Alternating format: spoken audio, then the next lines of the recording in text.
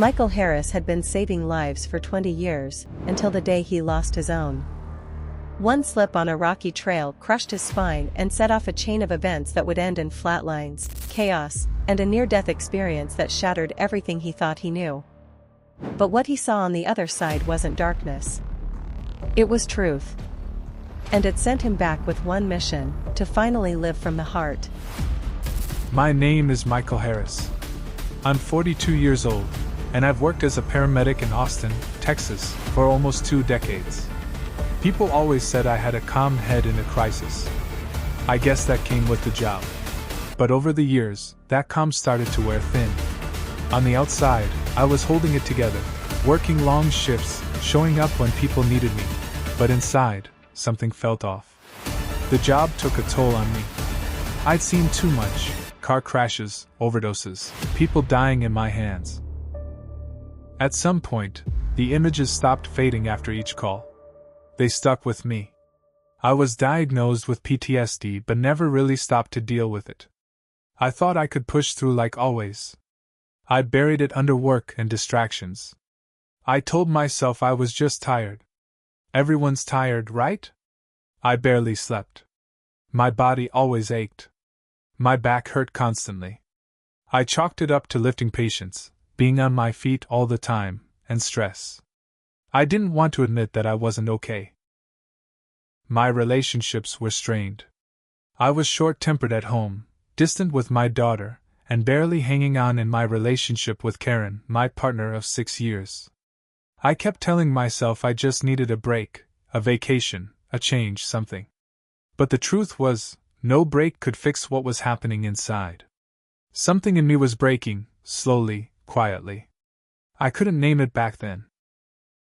It just felt like I was slipping, little by little, into a place where I couldn't breathe, where nothing made sense anymore. I knew something had to change, but I didn't know how. And then came the day that everything did. It was a Sunday morning, early spring. The sun had just come up, and the house was quiet.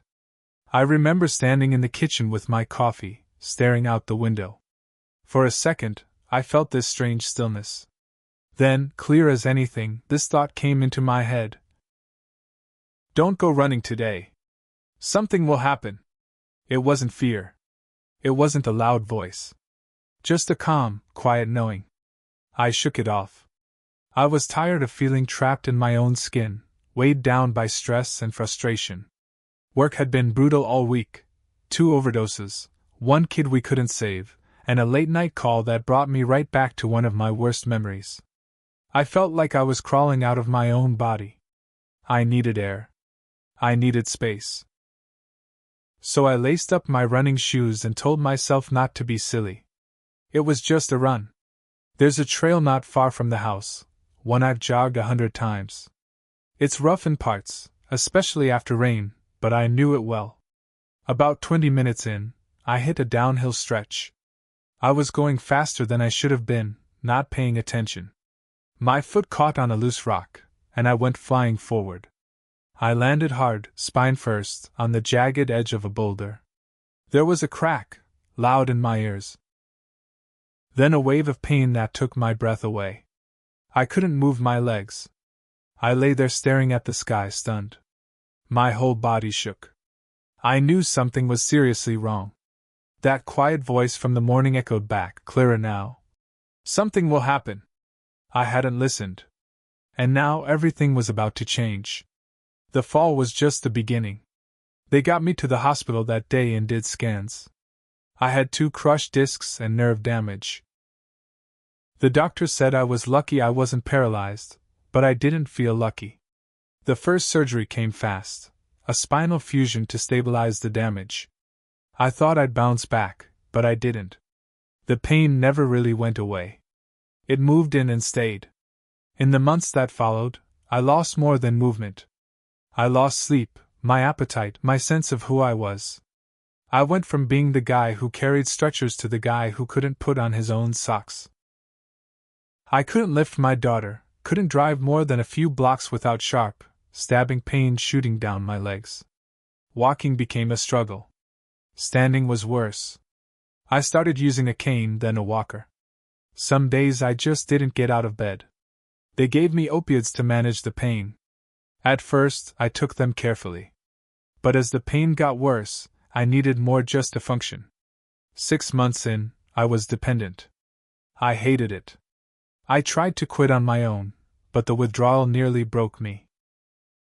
So I tried everything else. I went to physical therapy, acupuncture, chiropractic care. I saw a healer who burned herbs and chanted over my spine. I tried meditation, journaling, cold therapy, even strict anti-inflammatory diets.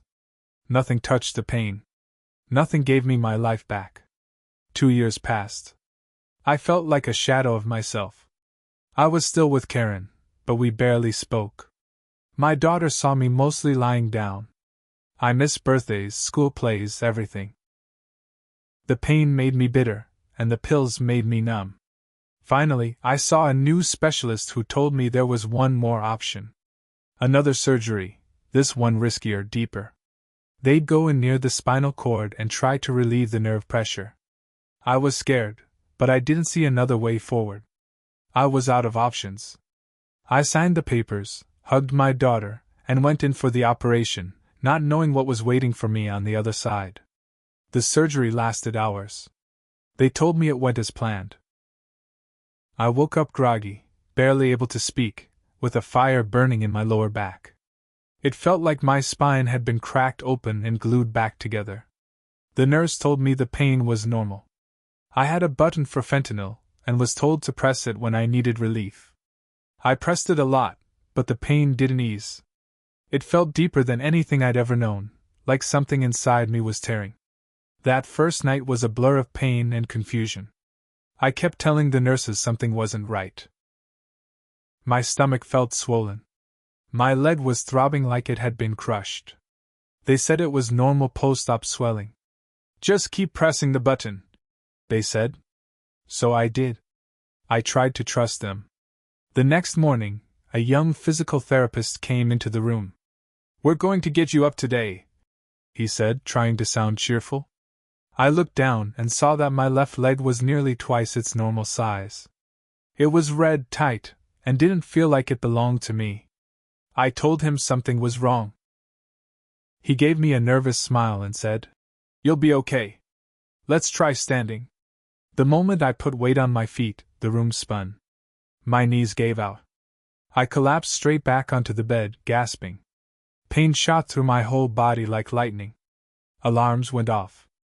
The therapist hit the red button on the wall. Within seconds, the room filled with people. I couldn't catch my breath. I heard someone say, "Get the crash cart." Another voice, "No pulse. He's not breathing." And just like that, everything stopped. Time didn't stop all at once. First, the noise faded, like someone turned down the volume on the whole room. I could still see the people moving around me, their mouths opening, eyes wide, hands flying. I heard one nurse shout, "He's coding." Another said, "No pulse. He's not breathing." But I wasn't panicking. I wasn't even scared. I was aware, completely clear. I remember thinking, this is serious. But I still believed I'd be okay. That was always my instinct, to stay calm, even now. Then something strange happened. I was still there, but not in my body. I could see the scene from above, me lying on the bed, my skin pale, chest still. The young physical therapist stood frozen in the corner, white as a sheet.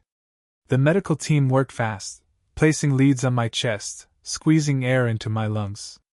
I knew exactly where everyone was in the room, even though I wasn't looking with my eyes. I felt no pain.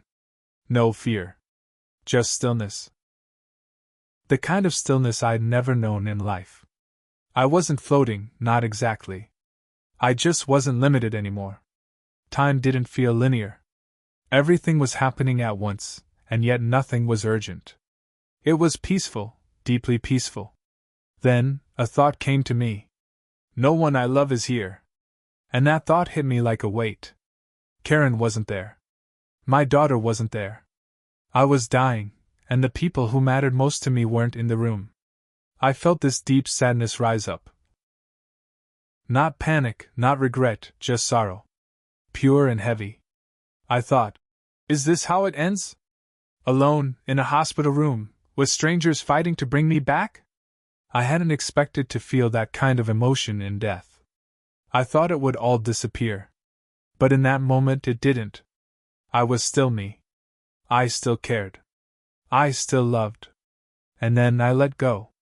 Letting go wasn't something I did, it just happened. 1 second, I was hovering over my body, and the next, I wasn't in the room at all. There was no tunnel. No bright gate. No voices calling me home. It was more like I became something else entirely.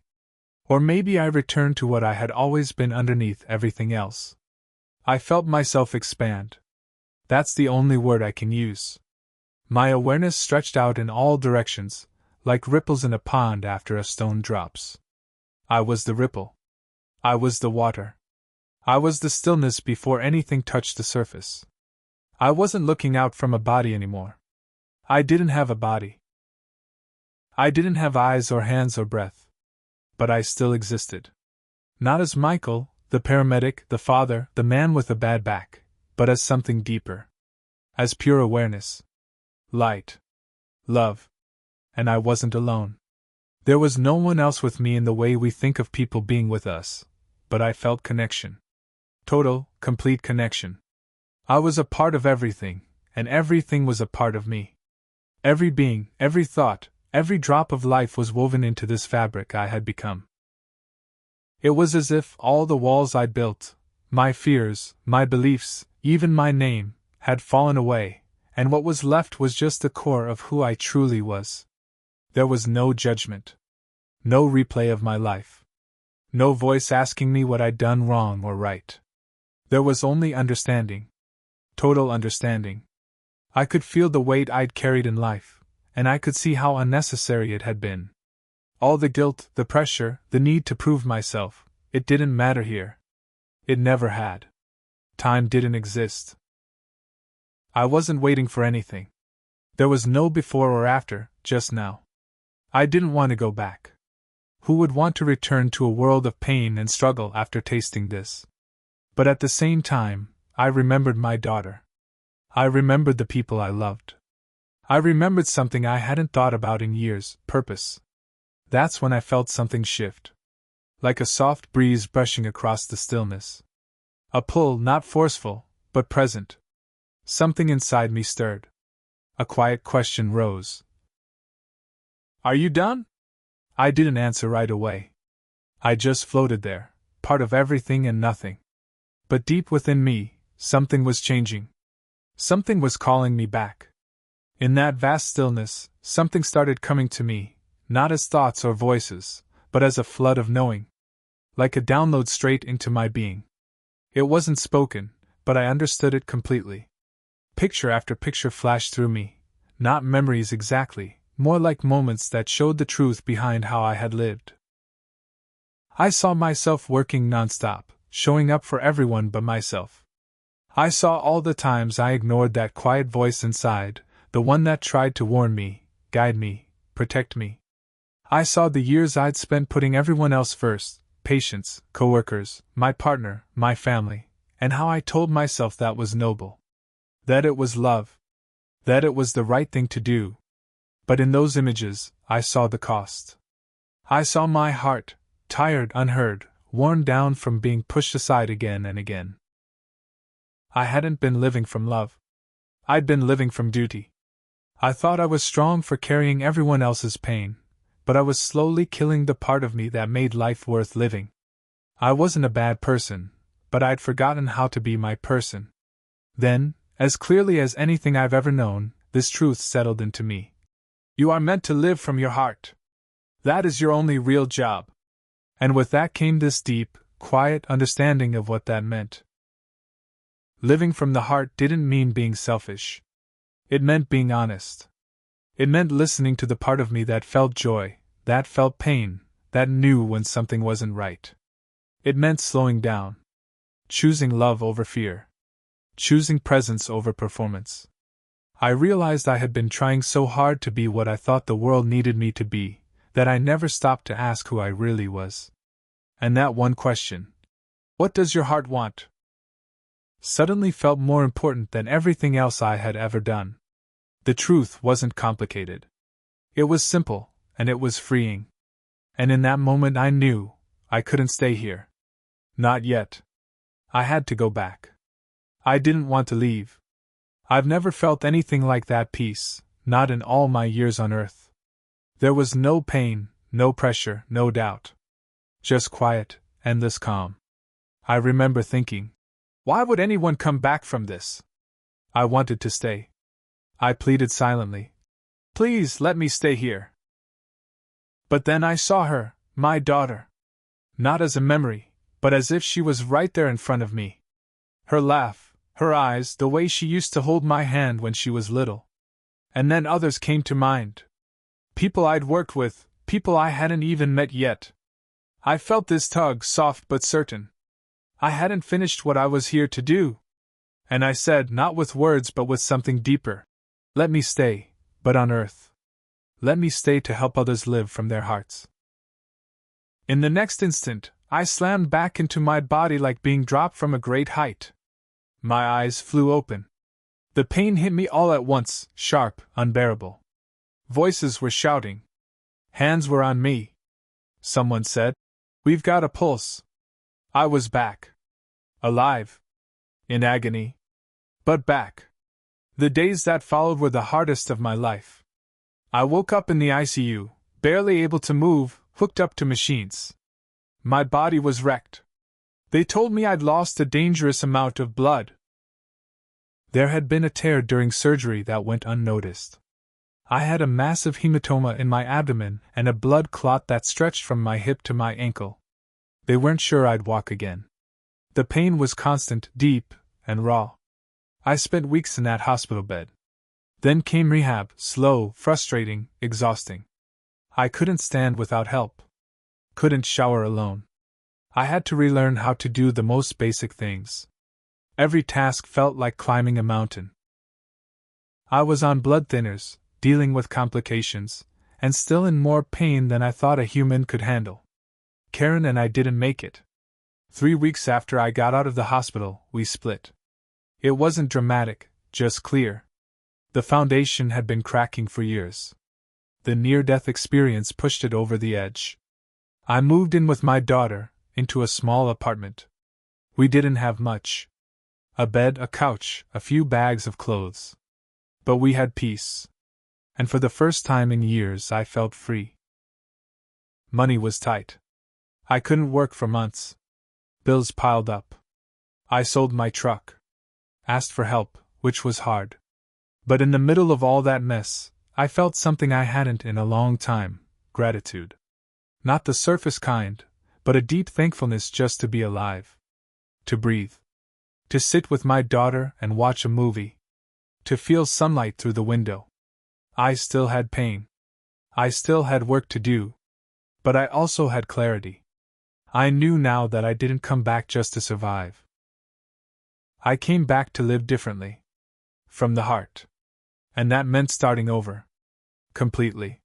Starting over wasn't just about my body, it was about my entire life. Once I was strong enough to walk on my own and manage the pain, I knew I couldn't go back to being a paramedic. That chapter had closed. But I also knew I hadn't come back from the edge just to drift. I felt pulled towards something new, something meaningful. I started reading, listening, learning.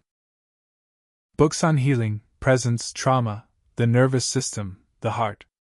Everything I had experienced, especially in those moments beyond life, pointed to one thing: the heart knows the way. I wanted to understand what that really meant. So I signed up for a training in trauma-informed coaching. I thought it would help me heal. I didn't expect it to change my life. As I learned how trauma shapes the way we see ourselves and how disconnection from the heart leads to suffering, it all clicked. I had lived that. I had pushed my heart down for years, convincing myself I was doing the right thing by carrying others. Now I realized the only way to help people was to first be fully myself. Not perfect, just honest, present, open. I became a certified coach. I started taking on clients, People with burnout, grief, broken relationships, stories like mine. I didn't try to fix them. I just listened. Asked questions. Helped them notice what their own hearts were trying to say. The more I showed up with openness, the more others did too. I found myself guiding people toward the very thing I had nearly died to learn. Your heart isn't weak, it's your compass. Living from the heart isn't always graceful. Some days I forget. I fall back into old habits. I get frustrated, defensive, closed off. But now I catch it. I stop. I breathe. And I ask, what does my heart need right now? That one question always brings me back. Life is simple now. I live in a small house in East Austin. I remarried, a kind, grounded woman named Elise who knows this journey firsthand. My daughter's grown but close. I can't run or lift like I used to. I still have nerve pain and walk with a slight limp. But I laugh more. I rest more. I love more deeply. Every day, I wake up with this quiet knowing, I got a second chance. I didn't come back from death to chase the same life. I came back to live a new one. One rooted in the heart. Death didn't scare me. It taught me how to live.